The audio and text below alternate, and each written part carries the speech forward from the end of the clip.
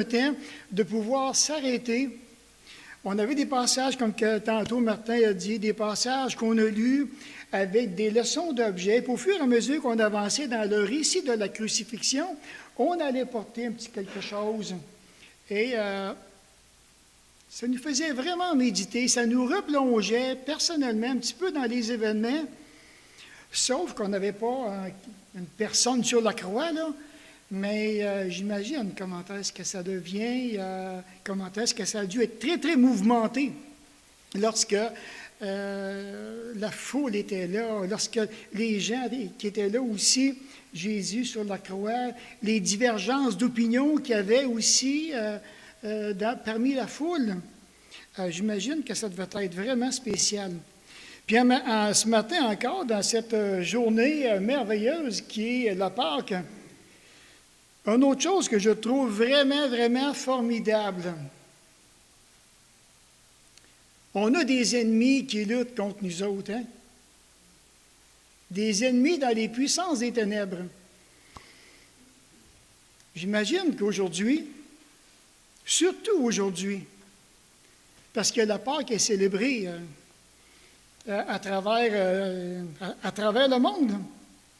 J'imagine aujourd'hui comment est-ce qu'ils ne doivent pas aimer ce qui se passe dans les églises évangéliques. Le fait qu'on va parler de la résurrection encore aujourd'hui, parler de Jésus-Christ. Il me semble de voir le Père, de voir le Fils en train de regarder les puissances des ténèbres qui sont paralysées complètement à cause de la résurrection de Jésus-Christ. Paralysées complètement, j'imagine qu'ils ont... on a une expression au Québec qui dit qu'ils ont la gueule à terre. Et gloire à Dieu pour cela. Alors, ce matin, je me suis arrêté, j'avais quelque chose dans mon esprit, puis là, je me suis dit, comment je vais le présenter? Je ne sais pas, vous autres, des fois, si ça vous arrive, mais j'étais comme bloqué. J'ai dit, ben voyons donc, je vais quelque chose là, puis je ne sais pas comment le sortir. Alors, Dieu étant fidèle, alors je me suis dit, OK, ce matin, on va regarder quelques privilèges de la résurrection qui dépassent tout entendement de la nature humaine. Moi, ça me dépasse. Je ne sais pas vous autres si ça vous dépasse, mais moi, ça me dépasse lorsque je réfléchis à la résurrection. Ça ne me laisse pas indifférent, bien entendu. Ce matin, je me suis levé avec un sourire. Ah, Seigneur, je dis merci. Ça a été les premiers mots quand j'ai mis le pied à terre ce matin. Merci. Merci. Je peux te remercier parce que Jésus est bel et bien ressuscité. Alors, avant de commencer, on va aller dans un mot de prière, s'il vous plaît. Encore une fois, notre bon Père Céleste, gloire à toi. Gloire à toi, puis 1 million de fois, merci. Encore une fois, Seigneur, ce matin, nous voulons nous réjouir de la puissance de la résurrection. Avec les frères, avec les sœurs, avec tous ceux, et même les frères et les sœurs du monde entier. Ah, Seigneur, j'imagine aujourd'hui la joie dans le ciel. Avec nos frères et nos sœurs qui nous ont devancés, en train de regarder, de contempler l'agneau sur son trône. Oh, Père, comme que ça doit être merveilleux d'être là-haut auprès de toi, d'être enfin dans ta présence, d'être enfin hors du péché, fini avec le péché, fini pour l'éternité. Ils sont dans un climat extraordinaire, dans la présence du Saint-Dieu. Oh Père, merci encore pour ce privilège. Merci parce que tu es en train de nous préparer une place. Et nous savons que très bientôt, nous irons te rejoindre. Merci encore, mon Père, pour ce bel espoir que tu as mis en nous à cause de Jésus. Encore une fois, mon Père, puisses-tu ce matin élever le Seigneur Jésus à nos cœurs, s'il te plaît? Élève-le très haut et remplis-nous de profonde reconnaissance envers toi, envers son œuvre, envers tout ce que vous avez fait pour nous. Au nom de Jésus, Amen. Donc, un premier privilège de la résurrection qui dépasse tout entendement humain, La résurrection, j'ai marqué plus forte que le contrôle humain.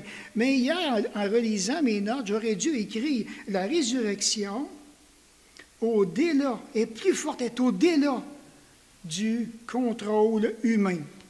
Bon, dans Matthieu 27 et le verset 62 à 66. J'ai commencé par ça, parce que je trouvais ça vraiment intéressant. Je vais vous le lire. Il dit, le lendemain, qui était le jour, après la préparation, les principaux sacrificateurs et les pharisiens allèrent ensemble auprès de Pilate et leur dirent, « Seigneur, nous nous souvenons de cet imposteur a dit que quand il vivait encore, après 3 jours, je ressusciterai. Ordonne donc que le sépulcre soit gardé jusqu'au 3e jour, afin que ses disciples ne viennent pas dérober le corps et disent au peuple, « Il est ressuscité des morts. » Cette dernière imposture serait pire que la première. Pilate leur dit, « Vous avez une garde. Allez, gardez-le comme vous l'entendez, comme vous l'entendrez. » Ils s'en allèrent et s'assurèrent du sépulcre au moyen de la garde après avoir scellé la pierre. Et là, mais ça me fait réfléchir parce que je me suis dit, la résurrection est vraiment au-delà du contrôle humain. Entendre parler de la résurrection des morts, ça fait drôle.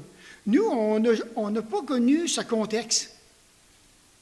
Et je me suis arrêté et je me suis dit, si j'aurais été à ce moment-là, j'imagine à quel point que je pense que j'aurais été vraiment épaté de voir Jésus en train de ressusciter des morts. Alors, si un mort qui est ressuscité, c'est une personne que nous avons aimée, c'est une personne que nous avons côtoyée. Un père, une mère, un fils unique, peut-être un grand-père, une grand-mère. Et là, tout d'un coup, il y a quelqu'un qui se présente, ils vont toucher le tombeau. « Lève-toi! » Et le mort se lève. Est-ce que je resterai incrédule? Ou bien, c'est qui ça? Mais ça se peut pas, il était mort. Oh oui, il est où? Je suis là, je suis vivant. Je suis venu auprès de toi, tu sais. Et qui est donné? Je pense à Lazare. Lazare, sors! Et Lazare sort tout puissant, vient, puis regarde. Soit que l'on soit vraiment émerveillé, ou bien maintenant, l'autre possibilité, incrédule. Ben voyons donc, il n'était pas vraiment mort. Hein. On a dit, on a supposé, on a plané qu'il était mort. C'est pas vrai.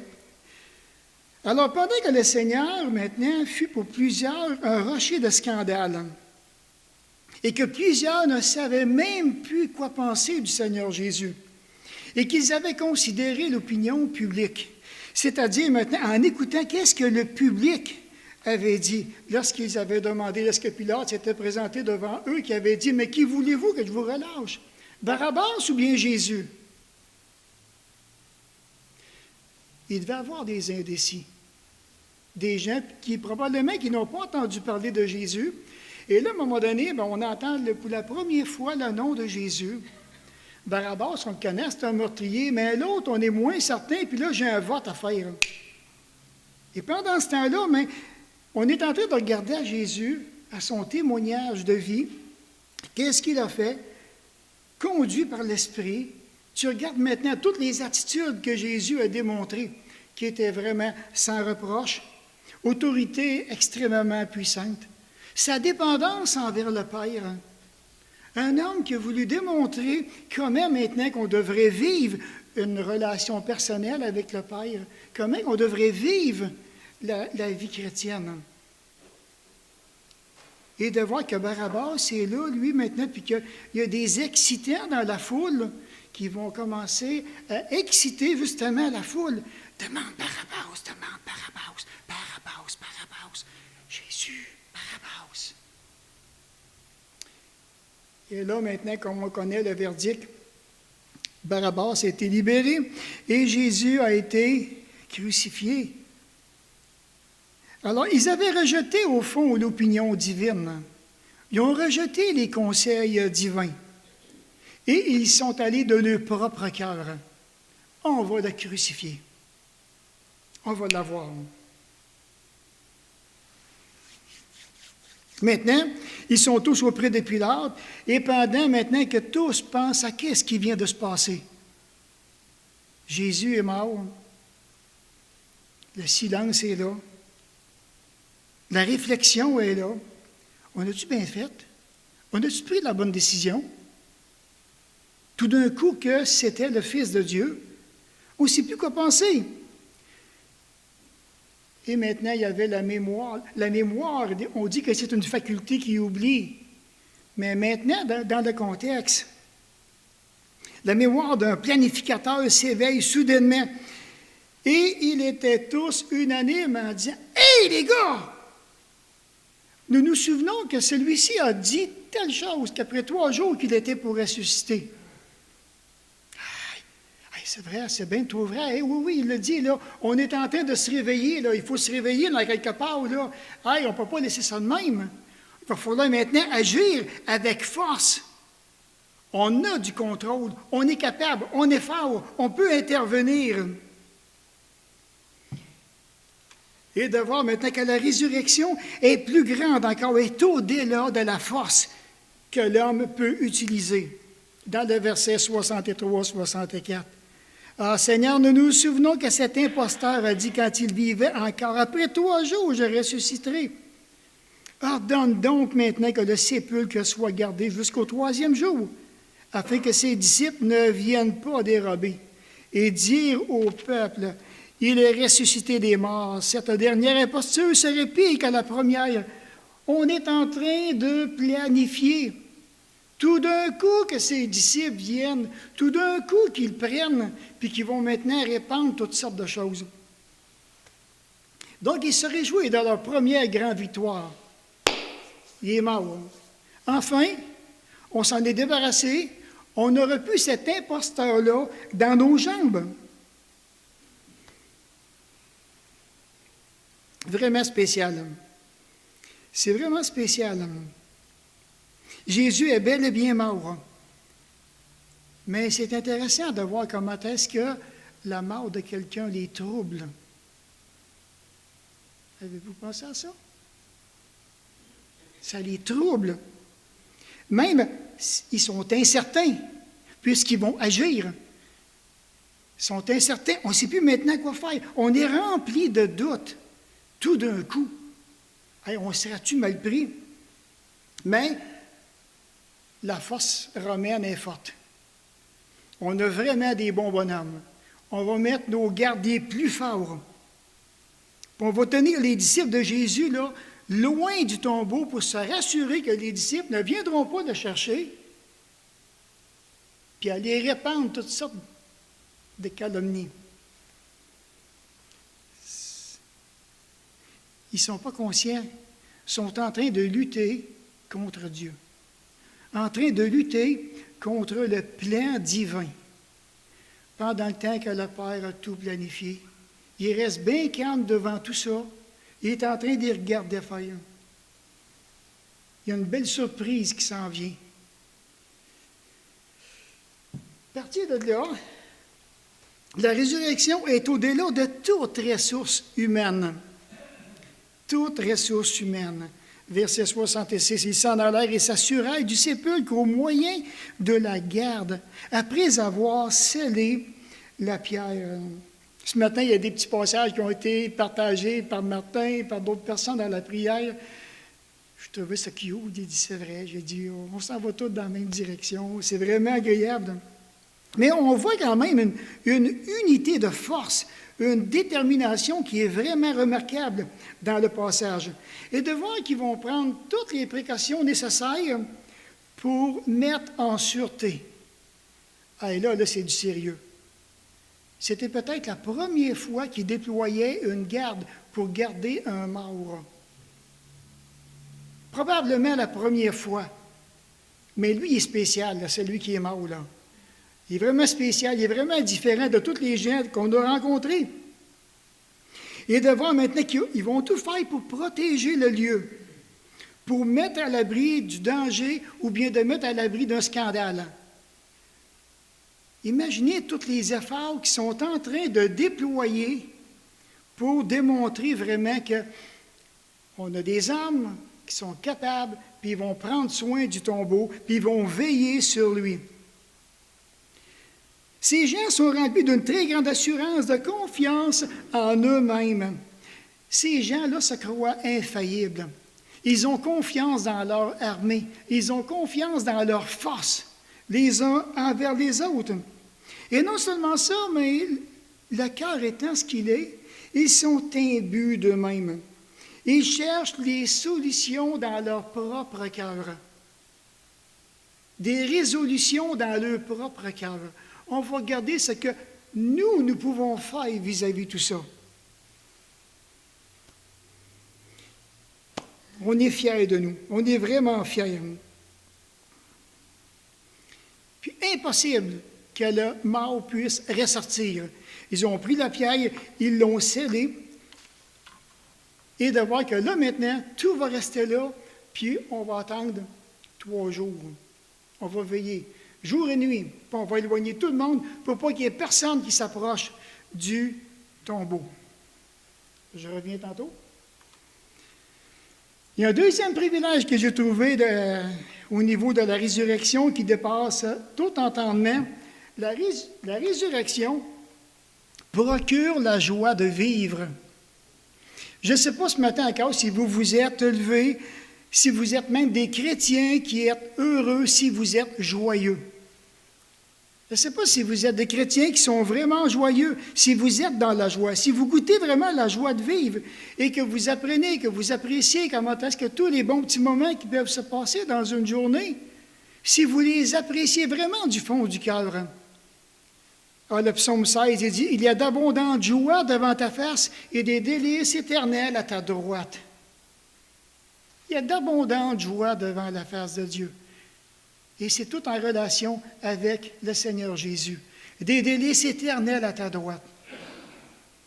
Il y a tellement de belles choses qui sont en Jésus. Tout est en Jésus. Les bonnes choses sont en Jésus. Les délices que nous recherchons sont dans la personne du Seigneur Jésus. On a vraiment besoin de se poser la question, est-ce que vraiment que la résurrection de Jésus m'amène la joie? Et lorsque je parle de la joie, bien entendu, je parle du bonheur, je parle du désir, du délice, du plaisir, du contentement, de la satisfaction, du soupir, la soif, la passion, quand on parle de joie. Est-ce qu'on est des hommes et des femmes passionnés du Seigneur Jésus? Une bonne question. Certaines personnes croient que le bonheur est superficiel et que la joie est plus profonde. C'est possible. C'est possible. Mais lorsqu'on apprend à se réjouir en Dieu, il n'y a pas de prix pour ça. La Bible nous encourage à soupirer après Dieu, à trouver notre bonheur, à trouver notre joie en lui, à faire de lui nos délices. Psaume 37, le verset 4. « Fais de l'Éternel tes délices, et il te donnera ce que ton cœur désire. » Mais qu'est-ce que je dois faire pour faire de l'Éternel mes délices? Est-ce possible un pécheur, ici-bas sur la terre, qui puisse faire du Dieu 3 fois saint ses délices? Oui. Savez-vous comment on fait ça? Demandez-lui. Demandez-lui, Seigneur, comment que dirige-moi à faire de toi mes délices dans ma vie personnelle? Ça devrait être un objectif pour tout chrétien. Pourquoi? Parce que la résurrection procure la joie, frères et sœurs. C'est pas normal que l'on soit pas des chrétiens, que l'on soit des chrétiens jamais joyeux. C'est pas normal. La joie, en plus, c'est un fruit de l'esprit. L'amour, la paix, la joie. Wow, dans Galates 5, 22. Si je n'éprouve pas la joie, serait-ce parce que je ne suis pas rempli de l'esprit? Serait-ce parce qu'il y a quelque chose dans ma vie personnelle qui va venir empêcher l'esprit de se réjouir dans ma vie, tel que le péché? Il faut venir à la base, frères et sœurs. Le péché va toujours bloquer la joie du Saint-Esprit. Le péché attriste le Saint-Esprit. Il l'attriste. Dans 1 Thessaloniciens 5, il dit « N'éteignez pas l'Esprit ». On a toute une responsabilité en tant que chrétien de maintenir la joie du Saint-Esprit dans nos vies personnelles. Je suis entièrement responsable de cela. Alors, le Saint-Esprit va s'épanouir à travers moi, ou bien maintenant, moi, je vais fermer la porte. Alors qu'il va faire de moi un chrétien maussade, un chrétien triste, un chrétien défaitiste, auquel je ne suis pas capable de me réjouir dans la foi, moi. Je ne suis pas capable. C'est faux. C'est complètement faux. Laissez-moi vous donner un exemple où l'on devrait soupirer après Dieu. Psaume 73, que tout le monde connaît très bien. Je lis dans le verset 25 et 26. Il dit « Ô ciel, qui me viendra en aide, sinon toi? Et ici-bas, que désirer, puisque je suis avec toi? » Pensez-vous que ce n'est pas beau? Versets 25 et 26. « Ma chair et mon cœur peuvent se consumer. Dieu sera toujours le rocher de mon cœur et mon partage. » Quand on lit l'histoire d'Asaph ici, tu es en train de mettre le doigt sur quelque chose qui est vraiment important. Ô ciel, qui me viendra en aide, sinon toi? J'aime ça parce qu'il est en train de le pointer. Il y en a un qui peut me venir en aide au ciel, et c'est l'Éternel. OK? Puis il dit ici-bas, que désirer, puisque je suis avec toi? Hé, les amis, yo! On est-tu conscient ce matin que Dieu qui est avec nous? On est-tu conscient qu'il est dans nos vies par son Saint-Esprit qui nous habite? Hein, c'est pas fort, hein? Non, c'est pas fort, pas en tout, là. Je me demande si on est réellement conscient de la présence de Dieu dans nos vies par son bon Saint-Esprit. Asaph, il continue, il dit « Mon cœur peut s'épuiser. » Mon cœur. Quand le cœur s'épuise, le cœur vient avec. Ça vient avec. Et lorsque le problème d'Asaph, c'était qu'il commençait à regarder en dehors de Jésus-Christ. Il a commencé à regarder comment est-ce que le méchant vit. Ah, j'aurais donc le goût de vivre comme le méchant. J'aurais donc le goût de dire des paroles comme le méchant. J'aurais donc le désir de me conduire comme le méchant. C'est lui qui a une influence sur ma vie, ce n'est pas Dieu. C'est lui qui a une influence.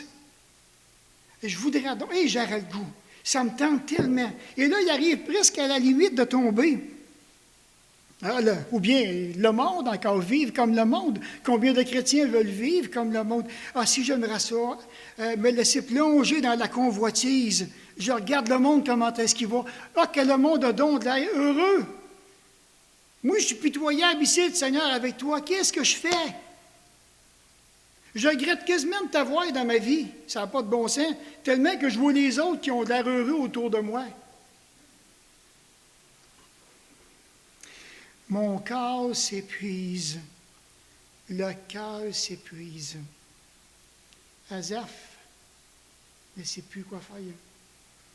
Il dit jusqu'à ce que la joie commence lorsqu'un croyant entre dans la présence de Dieu. Lorsqu'un croyant entre dans la présence de Dieu. Lorsqu'un chrétien entre dans le sanctuaire de Dieu. Ouf! Au-delà du voile déchiré, ce qu'on a chanté ce matin. Dans le lieu très saint, il me semble de voir Dieu. Viens dans le lieu très saint. Viens dans ma présence. Viens me voir. Viens passer du temps avec moi. Je vais t'apprendre. Je vais ouvrir ton cœur et tu vas comprendre. Le désir le plus profond de tout croyant né de nouveau, devrait être vraiment de trouver toute sa joie dans le Seigneur. Le monde, là, oubliez ça. Jamais que le monde va nous donner la joie spirituelle. La joie n'est pas dans le monde du tout. Le chrétien ne devrait avoir aucun autre désir plus grand que de désirer réellement son Dieu, de faire de Dieu le sujet de toute sa joie. Toute sa joie. Asaph l'a appris lorsqu'il était sur le point de tomber. Peut-être ce matin qu'il y en a qui sont ici, là, qui sont sur le point de tomber. Ah, ça ne va plus. On arrive au bout du chemin, on est fatigué, on est épuisé. Peut-être qu'il y en a ce matin. Fais comme Asaph. Va dans la présence de Dieu. Entre dans le Saint Sanctuaire. Passe du temps avec ton Dieu. Et là, maintenant, quand tu regardes Asaph, quand tu connais un petit peu son histoire, tu te dis comment un homme aussi spirituel qu'Asaph ait pu penser de telles choses. Comment il a pu faire pour en arriver à un tel point dans sa vie? N'oubliez pas, c'est un musicien, Asaph. C'était un excellent compositeur. Il avait l'habitude de composer des hymnes. Et de voir qu'à travers tout ça, il était un artiste dans l'âme, un artiste dans le cœur, Asaph. Il veut tout faire à la perfection. Il ne veut rien oublier. Alors imaginez la qualité des cantiques qu'il faisait, et tout Israël à l'époque était amené à pouvoir louer, glorifier le Dieu d'Israël. Asaph qui était vu, qui était pointé, qui était apprécié de tout Israël du temps de David. Cet homme qui dirigeait l'adoration, apprécié des gens, un homme spirituel, un homme dévoué, un homme consacré à son ministère. Un homme qui avait le désir de parler, rendu de vouloir désirer parler comme le méchant. Mais là, il réfléchit. Il dit, quand j'ai réfléchi là-dessus, la difficulté fut si grande à mes yeux. Je ne comprends plus rien, qu'est-ce qui se passe? J'ai besoin de comprendre. Et là, il rentre dans, comme il dit au verset 17. Versets 16 et 17. Quand j'ai réfléchi là-dessus pour m'éclairer, parce que j'ai besoin de comprendre, je ne comprends plus ce qui se passe dans mon cœur. La difficulté fut si grande à mes yeux, jusqu'à ce que j'ai pénétré dans les sanctuaires de Dieu et que j'ai pris garde au sort final du méchant. Il a dû prendre un temps de réflexion personnelle. Il faut qu'il rentre en lui-même, de pénétrer dans le saint sanctuaire de Dieu, de se réfugier auprès du Seigneur. Et c'est avec raison qu'il peut dire, m'approcher de Dieu, c'est mon bien au verset 28. Bien oui, je réalise que m'approcher de Dieu, c'est mon bien, même si je suis en train de faire des compositions, que je suis en train d'apporter la louange pour que le peuple puisse glorifier Dieu. Il se peut que je fasse ça par habitude, par responsabilité, parce que je suis le responsable et que le cœur ne soit plus avec Dieu. C'est ce qui arrive dans la vie de notre ami Asaph. Maintenant, il voit les méchants, il aurait voulu parler, il demeure muet. Qu'est-ce que je vais leur dire de Dieu pendant le temps que je suis sèche? Je suis dans un désert spirituel. J'ai besoin de me nourrir. J'ai besoin d'entrer dans la présence de Dieu. Je vais dire quoi aux méchants qui m'entourent? À tous ces gens-là qui maudissent Dieu à pleine face? À ces gens-là qui sont incrédules? Je lui dis quoi? Alors, m'approcher de Dieu, moi, c'est mon bien. C'est ce qu'il est en train de dire. Et ces gens-là ont tellement besoin de s'approcher de Dieu. Mais maintenant, regardez, ça devient vraiment intéressant parce que, regardez le dernier verset. « Je place mon refuge dans le Seigneur, l'Éternel, afin de raconter toutes tes œuvres. » Ça veut dire quoi? Vous savez, envier, garder le silence devant des personnes méchantes ne sera jamais une bonne option à considérer pour avoir la joie de vivre, la joie du Saint-Esprit, la joie spirituelle. À la lumière de ce que le verset 28 nous dit, la joie vient lorsque nous racontons toutes les œuvres de l'Éternel. Est-ce que ça fait longtemps qu'on n'a pas parlé des œuvres de l'Éternel? Qu'on n'a pas parlé de qu'est-ce que Dieu fait pour nous personnellement? Qu'est-ce que Dieu fait au sein de l'Église locale? Qu'est-ce que Dieu fait au sein d'un conseil? Au sein d'une famille? Au sein maintenant peut-être d'une famille en difficulté? Qu'est-ce que le Seigneur est en train de faire au sein même de mes enfants? De mes petits-enfants? Est-ce que ça fait longtemps que je n'ai pas parlé, que je n'ai pas raconté les œuvres de l'Éternel aux autres? Quelqu'un qui vient dans la présence de Dieu, qui vient dans le sanctuaire de Dieu, aura ce désir profond. La joie vient lorsque nous racontons toutes les œuvres de l'Éternel. Peut-être que cette semaine qu'on a manqué des occasions de parler des œuvres de l'Éternel. Il n'est pas trop tard pour se reprendre. On peut vraiment se reprendre. On peut vraiment maintenant revenir, parce que c'est le cri du cœur de Dieu. Viens dans mon sanctuaire, viens dans ma présence, amène ton fardeau, amène ton souci, amène tout ce qui te tracasse. Viens me voir.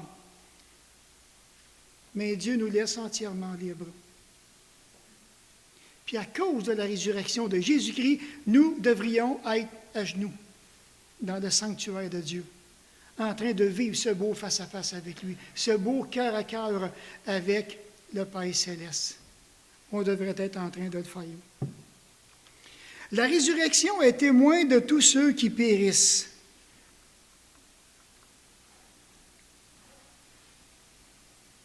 Je pense que j'ai passé avant on devait sauter une. Ah, on est rendu là. Donc, je lis dans la parole, dans 1 Corinthiens 1, 18, « Car la prédication de la croix est une folie pour ceux qui périssent, mais pour nous qui sommes sauvés, elle est puissance de Dieu. » Et de voir qu'à travers maintenant, depuis que Jésus-Christ est ressuscité, depuis maintenant que le Seigneur qui a commencé son œuvre, il a commencé à bâtir son Église, l'apôtre Paul maintenant, un jour, a été confronté à la puissance de la croix.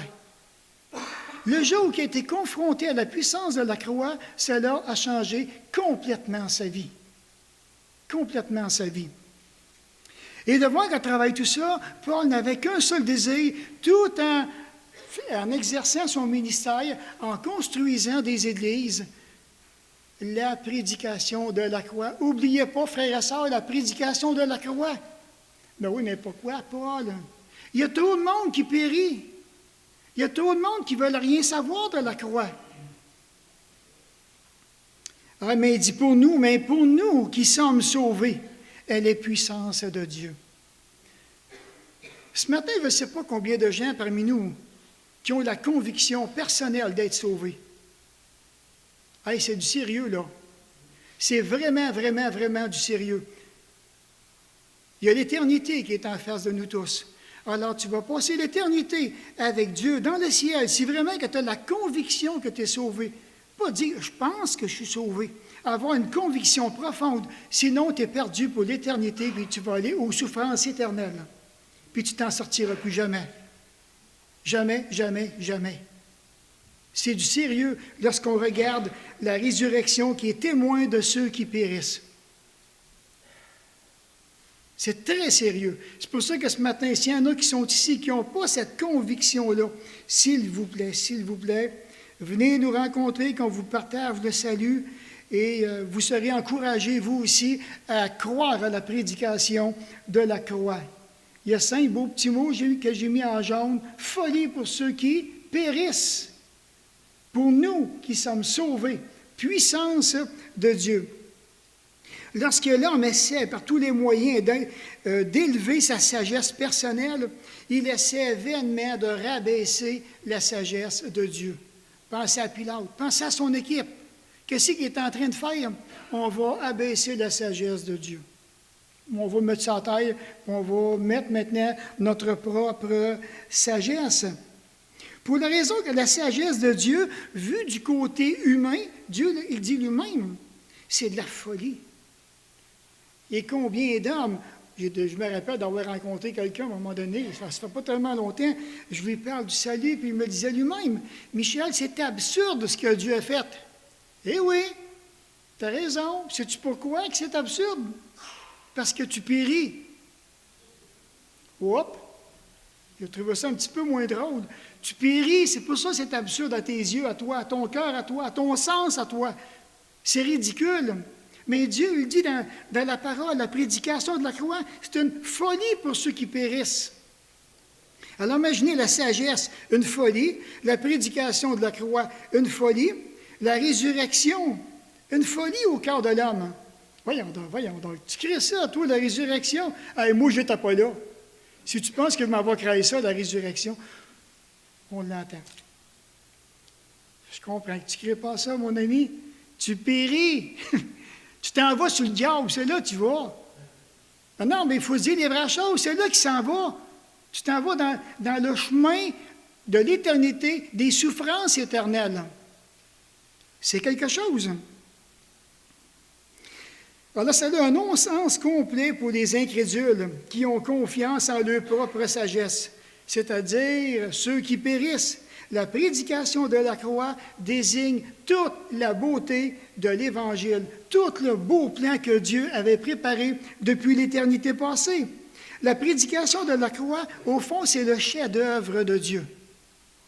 Le chef-d'œuvre de Dieu. Elle est le plan divin. La provision divine pour la rédemption de tout homme.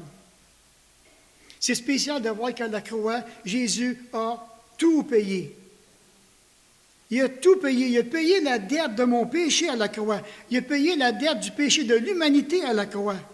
La croix, c'est toute la révélation de Dieu. Et Dieu du ciel pointe constamment à la croix. C'est intéressant de voir que nous pourrions être 8 milliards, 9 milliards de personnes sur la terre. Tout est écrit là. Puis Dieu dit, s'il n'y a pas personne qui regarde et qui croit à la prédication de la croix, ils iront dans une perdition éternelle. Le verdict vient de tomber.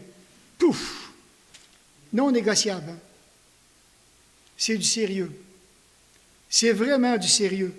À bien y penser, tout le processus de la rédemption de Jésus à la croix, c'est vraiment une folie pour les incrédules. Pour la simple raison que Christ, de même que la croix, c'est le summum de l'amour de Dieu qui a été révélé à travers le Seigneur Jésus. Rejeter la croix, c'est rejeter toute révélation. Rejeter la croix aussi, c'est de périr. Tu vas périr. C'est du sérieux. À l'époque des Corinthiens, quand Paul a écrit ce passage-là, on dit que les Corinthiens, de même que les Athéniens, en avaient ras-bol de la philosophie. Il y avait beaucoup des philosophies qui circulaient à l'époque. Et de voir que maintenant, que Paul, lui, plutôt que d'arriver et d'embarquer dans la philosophie, d'argumenter avec la philosophie, ou bien maintenant, je vais dire mes propres opinions sur la philosophie, il a renoncé à ça et il s'est dit, je vais concentrer mon message sur la prédication de la croix. Ça, ce n'est pas philosophique. C'est réel. C'est vraiment réel. La prédication, même, j'ai pensé aussi à Pierre, à l'apôtre Pierre. Hein? Il n'a pas compris la croix lorsque la première fois que le Seigneur Jésus lui a partagé son message. Et Pierre, hein, la première fois, là, à Dieu ne plaise, Seigneur, mais ça ne t'arrivera pas, ça, cette affaire-là. Ça ne t'arrivera pas, pantoute. Et de voir que Pierre, pour lui, la croix ne faisait pas partie de ses compréhensions. Il n'y avait aucune place dans le cœur de Pierre pour la croix. Aucune place. Il croyait que le Messie allait établir son royaume de son vivant. Il croyait vraiment. Reconnaissons-nous que la sagesse de Pierre est bien différente de la sagesse de Dieu. Pierre lui-même lui dit, il était tellement certain. Mais regardez, non, ça, la résurrection est complètement au-delà de tout raisonnement humain. Alors maintenant, quoi que pense Pierre en ce qui concerne la croix, le Seigneur même, il lui répond, hein, tu me mets en scandale, car tes pensées ne sont pas les pensées de Dieu, mais celles des hommes. Arrière de moi, Satan, il me semble de voir Pierre. Explique-moi qu'est-ce que tu es en train de dire.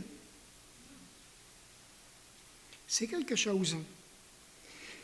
Vous qui entendez aujourd'hui le message de la croix, vous qui cherchez à remplir le vide du cœur, il faudrait simplement commencer par accepter la solution divine que Dieu nous propose et d'avoir foi dans la solution divine, avoir confiance vraiment en ce que nous pouvons constater dans les Saintes Écritures.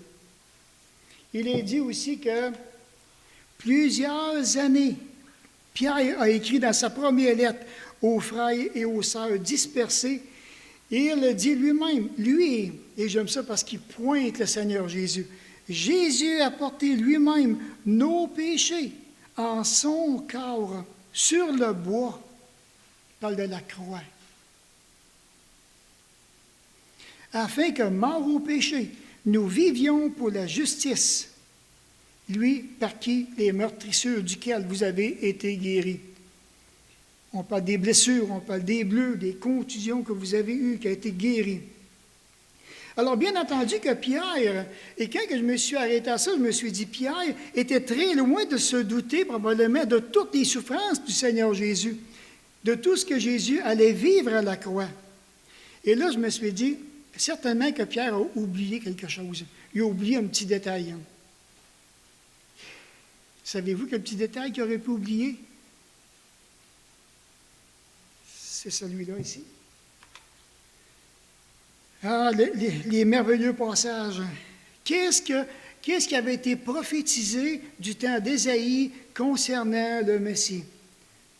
Ici, il dit, « J'ai livré mon dos à ceux qui me frappaient. » On sait qu'il y a eu le fouet, puis on dit que parmi le fouet, il y avait c'était en triangle, et dans ces triangles-là, il y avait des petits crochets, alors qui fait que lorsqu'il donnait le coup de fouet, c'était certain que si advenait que ça faisait le tour du corps, ça restait pris après la chair, et on tirait dessus par après.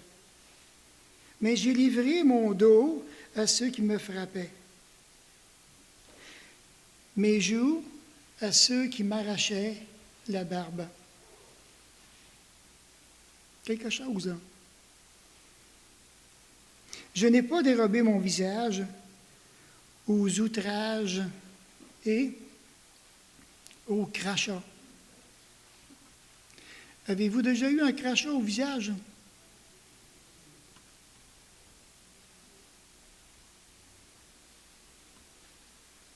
Avez-vous déjà eu? Ça coule. C'est dégueu. Non, mais c'est du sérieux, là. C'est vraiment, vraiment du sérieux. Ça m'est arrivé. J'étais très jeune, 10 ans, 11 ans. J'étais très agaçant. J'aimais ça agacer. Je me rappelle même plus avec qui j'étais. J'ai poussé l'agacement tellement loin. Tiens, tu mérites rien que ça. J'avais 10 ans, 11 ans. Quelle leçon. Je ne savais pas à l'époque, mais j'étais couvert d'humilité. C'était dégueulasse. Dégueulasse. C'est intéressant de voir quand même à travers le dos qui était frappé, les joues, les poils de barbe qui s'arrachaient, son visage, les crachats. Il dit, mais le Seigneur l'Éternel m'a secouru. C'est pourquoi je n'ai pas été outragé. C'est pourquoi j'ai rendu mon visage semblable à un roc, à un caillou, sachant que je ne serai pas honteux. Puis quand tu regardes un caillou, un roc, c'est tout difformé. C'est pas beau pantoute, pantoute. Un petit peu plus loin, il dit, voici mon serviteur. Il prospérera. Il montera, il s'élèvera, il sera très haut placé. De même qu'il a été pour plusieurs un sujet de foi, tant son visage était défiguré.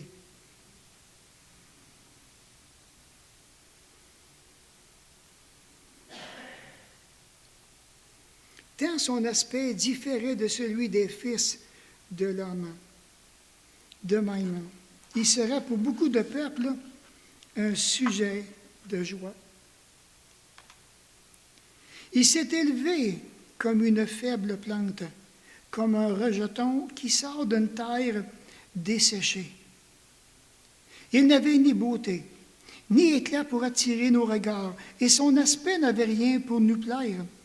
Il a plu à l'Éternel de le briser par la souffrance.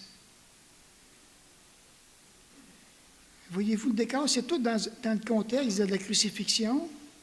On va l'élever. Et qu'est-ce qu'on voit sur la croix?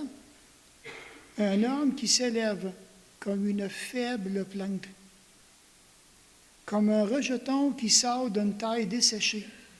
Avez-vous déjà remarqué une plante qui sort d'une taille desséchée? Qui manque de l'essentiel.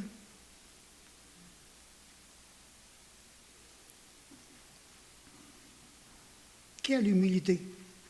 Puis, il est dit aussi que lorsque les Romains qui ont pris la croix, qui l'ont levée, quand ça a tombé dans le fond du trou, que tous ses os, ça serait disloqué. Pas surprenant. Il est élevé comme une faible plante, comme un rejeton qui sort d'une terre desséchée. Le verset 10, il dit « Il a plu à l'Éternel de le briser par la souffrance. » Imaginez, on ne le reconnaît plus. Il a plu à Dieu de le briser par la souffrance. Les soldats sont venus pour rompre les jambes des crucifiés, ils sont arrivés à Jésus. Il n'y a plus rien à briser. On ne découpera pas les jambes. Il est mort, il n'y a plus rien à briser. Tout est brisé. Il ne reste plus rien. C'est quelque chose. Comme dernier point, la résurrection gage d'un chaleureux accueil du Seigneur Jésus. Dans Jean 6 et le verset 37, il dit, je vais vous le lire, « Tous ceux que le Père me donne viendront à moi, et je ne mettrai pas dehors celui qui vient à moi. » Plusieurs du temps du Seigneur Jésus ont été capables de voir Jésus. Ils ont été capables de voir les miracles qu'il a faits. Toutefois, sans jamais venir à la foi. Des milliers de personnes. Et la question vient, est-ce que Dieu a fait un échec? Dieu a-t-il manqué son coup? Qu'importe le nombre de personnes qui ont cru, il ne faut pas penser que les plans rédempteurs de Dieu sont un échec. Il ne faut jamais penser ça. L'assurance du Seigneur Jésus repose seulement sur le fait que le Père va accomplir tous ses desseins. C'est le Père qui a tout décidé. C'est le Père qui va accomplir tous les desseins concernant le salut. Et c'est pour cette raison que Jésus dit, « Tous ceux que le Père me donne viendront à moi. » Ça dépend du Père. « Tous ceux que le Père me donne viendront à moi. » Sa confiance de la réussite de sa mission de souffrance était liée ici à la puissance de la prédestination, au choix personnel du Père. Son plan était loin d'être un échec. Très loin d'être un échec. Jésus dit, « Je ne mettrai pas dehors celui qui vient à moi. » La logique de cette phrase est la suivante. Tout ce que le Père donne à Jésus, comme un don qui est fait à son Fils, viendra certainement à lui. Réalisez-vous que moi, je suis un don que le Père a donné et je suis venu à son Fils. Chacun de nous, si du moins vous avez accepté le Seigneur Jésus, vous êtes des dons du Père qui a donné à son Fils. C'est pour ça qu'on est venu à lui. C'est pour ça qu'on peut dire qu'on est sauvé. Parce que le Père nous a donné à son Fils. Jésus s'en garde à garder, à préserver quiconque va venir à lui. Parce qu'il est donné au Fils par le Père. Ah, Jésus, il dit, je ne repousserai pas. Et je ne mettrai pas dehors. C'est certain que je vais garder. C'est garanti que je vais garder. Il n'y a pas d'amen là de ça? Hein? C'est garanti. Ma question ce matin, en terminant.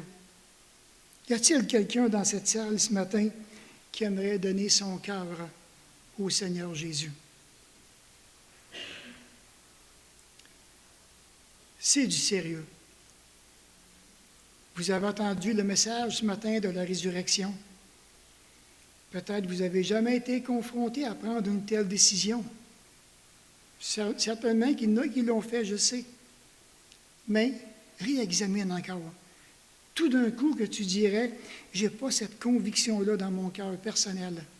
Je ne l'ai pas du tout. Mais ce matin, c'est le temps de le faire.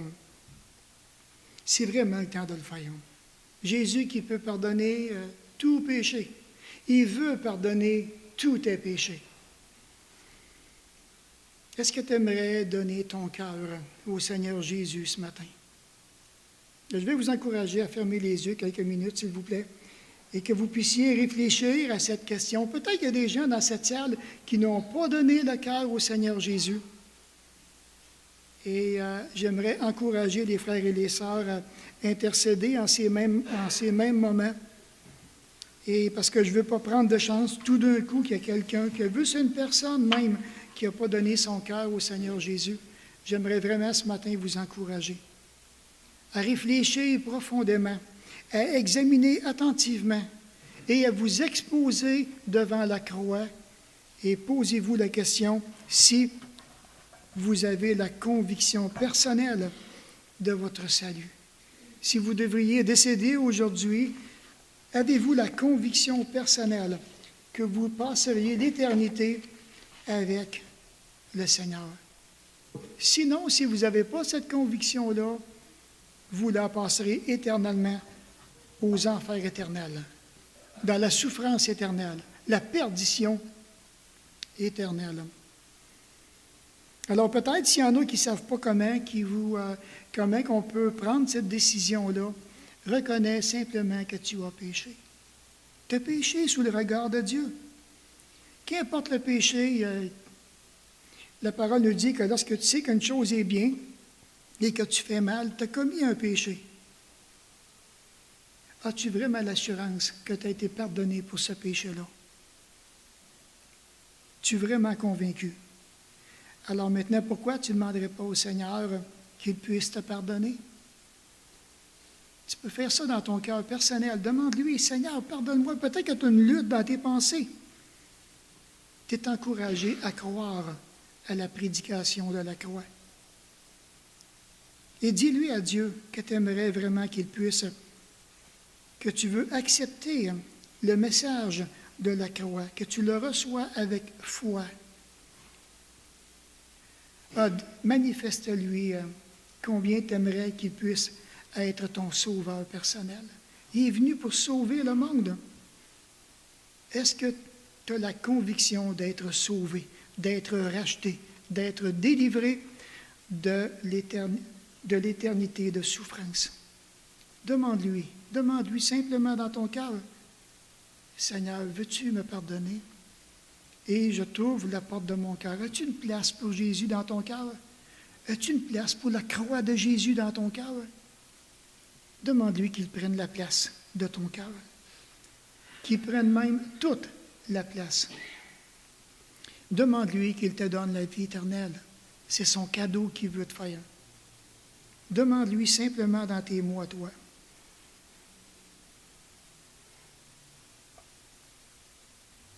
Parce que c'est vraiment du sérieux. Alors, encore une fois, bon Père Céleste, tu vois dans nos cœurs présentement, et puis combien que je te prie, afin que tu puisses toucher le cœur de ceux et de celles que tu veux donner au Seigneur Jésus. Donne-leur cette liberté et permets encore une fois, mon Père, que nous puissions voir des hommes, des femmes, des familles complètes retrouver la joie du salut. Encore une fois, mon Père, s'il y a des personnes qui l'ont fait, gloire à toi. La gloire t'appartient à toi. C'est personnel. C'est là pourquoi, mon Père, que ce matin, je veux te remercier de ce beau message. Porte-le dans le cœur de chacun de nous et permets qu'à ce que nous puissions vraiment prendre au sérieux ta sagesse et considérer notre folie. Seigneur, merci de tout le privilège que tu nous fais d'être présent avec nous ce matin. Nous te bénissons au nom de Jésus. Amen.